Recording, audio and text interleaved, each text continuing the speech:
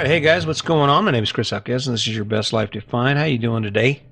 I'm doing pretty good. Got more of the same coming.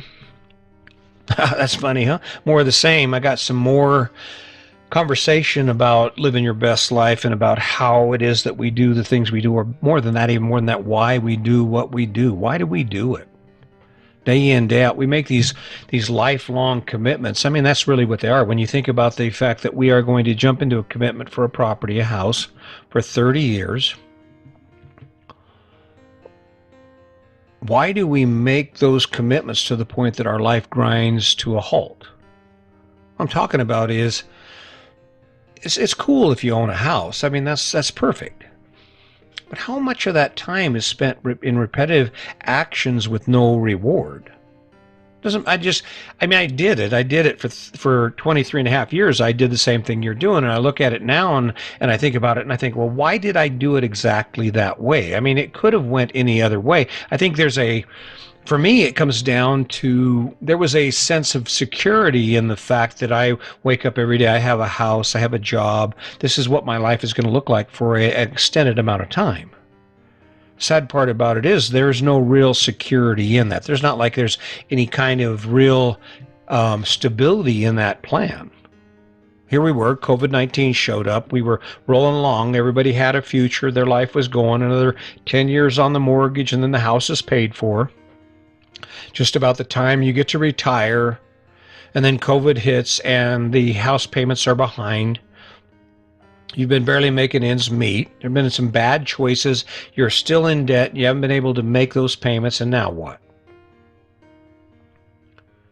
And what's ironic about that is the price we pay for that. We wake up every day and we grind these lives out. And the best we can do are these moments of, oh yeah, I got to go on vacation. Oh yeah, got a new car. Got the feeling of buying something new. Get a dose of happiness because you got some stimulus money, and so you can buy something that you want, right? You buy something that you've been waiting for, right? That makes you happy. And then the money's gone, and then it's more of the same. Showing up every day to your life that pretty much leads you around by your nose. And people get offended when I say that. They think, well, no, that's bullshit. My life don't drag me around by the nose. I think maybe it does. Let's make a comparison here. Let's think about this a minute. Where do you have to be tomorrow at 9 o'clock? Where do you have to be tonight at 5 p.m.? Where do you have to be at noon? What do you have to do on Saturday? What do you have to do on Sunday? Who do you have to call? Who do you have to message? Who messages you? Who asks you for things that you have to address? It doesn't matter what you do, right? You're going to spend every minute that you have engaged in some activity. But it doesn't all have to be the same. And granted, forget safe. This whole American dream thing that you, your neighbors, your grandparents, your uncles, your aunts, and probably your kids will do is not safe at all, right? COVID-19, bam, changed it all. One hurricane, one tornado, one illness, one lawsuit, bam, changed it all. Grinding out more of the same. It's safe. There's a sense of comfort in it, even if the unexpected could be just around the corner. The question is, what are you truly harvesting from that effort? What are you truly harvesting from that experience? From all of the things you do at the end of today, when you look back at what you actually got done and the benefit that you received from those actions, what did you get? Most of us, it's just more of the same. And I get it. It's scary. It's scary to be different than other people. But how do you live a different life than other people if you don't do different things? And some people say, well, I love my life. Well, of course you love your life. What other choice do you have? There isn't another style of life out there for a lot of people. And of the styles of life there are out there, most people are too afraid to ever attempt them. Most people are, think about it. How much do you value the things you have? Now, you love your things don't love you. I got rid of 30 plus years of stuff out of my life. And guess what? My life is better for it. You know why? Because instead of being encumbered by all those things, I have all that time to spend doing things like this. Now, somebody said, well, I don't want to do a podcast. I don't want to travel on the road. Okay, don't. But I know some guys who love to fish. There's some guys out there who love to fish. I know there's some gals out there who love to travel, who would love to see France or Europe or to see the United States or to go someplace they've never been or to have fancy clothes. Wow, can you imagine if you could actually go to the store, you could wear the clothes you want to wear and you don't have to worry about the money or how much it costs, because instead of doing it the same old way like everyone else, you said, I'm going to pull in over here. I don't necessarily need this big-ass house. I need a small house with a big closet. It's that guy, that motorhead kid that grew up at 16, 17 years old, and he loves cars, but instead of sticking to that thing, he jumps off in debt. Next thing you know, he's working 12 hours a day at the plant. He's just like his dad. The money he makes is the money he spends. And none of that car thing ever exists.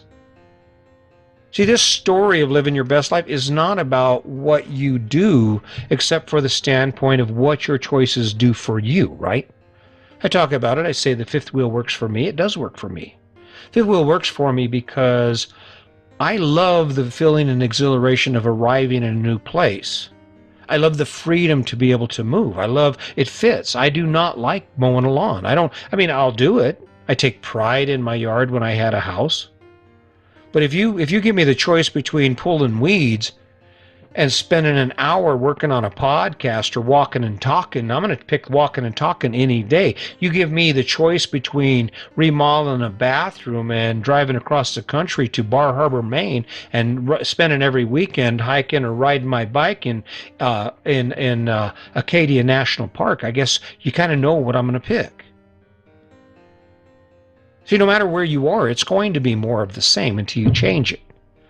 That's why this life appeals to Sandy and I so much, because just about the time things get boring, we get to change them. Our anniversary just passed. We had a great time at Pagosa Springs, Colorado. It was an amazing thing, and what was really cool about it was the amount of energy and fuel it put in our tank because we stepped beyond our box. We've been rolling this. I've been doing this podcast thing, working out thing. We got some snowshoeing, and it revitalized us. It re-energized us towards all of the possibilities. Cool as hell. The question is, no matter where you are right now, are you going to initiate the 3 steps it takes to escape more of the same, to escape the fact that if you don't take action in a week, you will look back at a week's worth of life and you will say, damn, I did it just like I did it the week before, and it's gone. And what are the 3 steps? They're always the same. Doesn't matter what you're working on. It is pick your destination. Pick that thing that you're going to change about your life, or pick that thing that you want to do, take action on it, and then evaluate it. And then you start over again. Now, it doesn't matter to me what it is. It could be building on your relationship. Maybe you want to lose a little weight and you want to engage your partner in conversations because you just don't seem to have the time anymore because you're so busy chasing your dream, right? Which is actually somebody else's dream.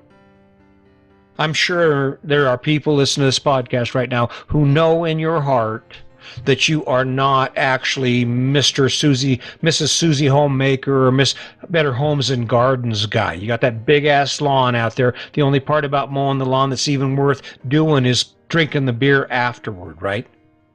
I mean, I guess my point is you can't do better than that. I don't know. If I'm up here, those naysayers out there who say, "Oh yeah, your life sucks. It sucks living in an RV." There are parts about living in an RV, but if we compared our lives side by side, I guarantee you this: I'd be spending more time doing things that I chose to do versus the number of things you choose to do. And you say, "Well, I chose to work." How does it feel?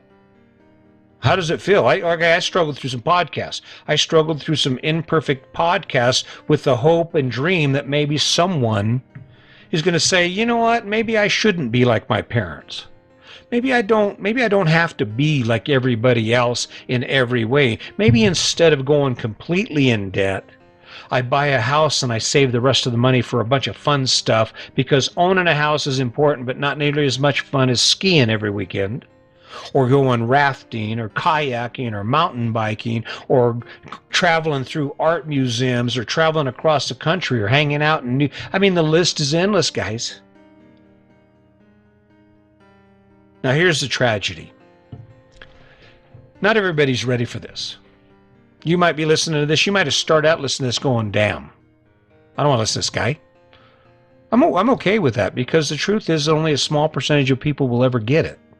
Only a small percentage of people will ever find the courage it takes to actually say, okay, I'm doing this now, but there's something better out there. It's scary. I'm not sure about it. I don't know enough about it, but I'm going to take action anyway. And then I'm going to evaluate that action. I'm going to say, well, that didn't work out too good. Or, hey, that actually was pretty easy. It was pretty easy to go down to the karate studio or to the bowling alley and check out the league bowling, or to go watch some guy on the beach with a parasail, or one of those boards with a sail with a kite surfers, right? Just to sit and watch. Maybe talk to the guy with the hang glider set up and just say, hey, so tell me a little bit about this. And then do it. Take action. Maybe schedule an appointment, or learn a little more about it, or read a book, or watch some YouTube videos, or contact someone, join a forum. I mean, my God, the options are limitless, right? There's no reason in the world you should wake up tomorrow to more of the same. There's no reason in the world you should look back at your life over the past month and say, more of the same. The question is, will you take that action? Will you pick it, take that action, and then go for it? Evaluate it. Did it work? I don't know. Snowshoeing went pretty good for me in spite of all my apprehension. So, I don't know. I'm just keep throwing it out here only because eventually someone's going to pick it up. There is someone who is ready to hear this, who looks at their life and goes, God, there's got to be more to life than this, right? This is not at all how I planned it out. Or maybe it's, this is not exactly as much fun as they've made it out to be, right? I don't know. I guess it's up to you, really. My nose is itching. I guess it's up to you. You can keep rolling the way your parents did, the way your grandparents did, the way your neighbors are going to, and possibly the way your children are. Or you can pick a new path. You can pick a path that's based on who you are, what you believe, and what inspires you. And even if not everything in your life is a source of inspiration, by adding one thing to your life that is, it will energize you, and it will set your mindset towards looking for more of those things. And once you accomplish, or you start adding that one thing that you were afraid of to your life, and you get comfortable with that, it will be a lot easier for you to add more things to your life that are scary, that are unpredictable, that you're not sure about, and you will take action on it, evaluate it, and then do it again. That's the ticket right there. It's about living your best life. It's about not letting a minute of your day go without knowing that you are working towards something that you have not accomplished yet, but you would love to see happen in your life. So keep that in mind. Like I said, kindness is the foundation. It's about spending time with yourself inside your own head, thinking about who you've become, who you want to be, and how that happens, and how to make that happen. I hope you'll keep listening. I appreciate it every day. This is not easy for me. It is work, but it's good work. It makes my life better, and hopefully, for those of you who are ready, it'll make your life good as well. Until next time, just remember, today is your day. Make it a good one.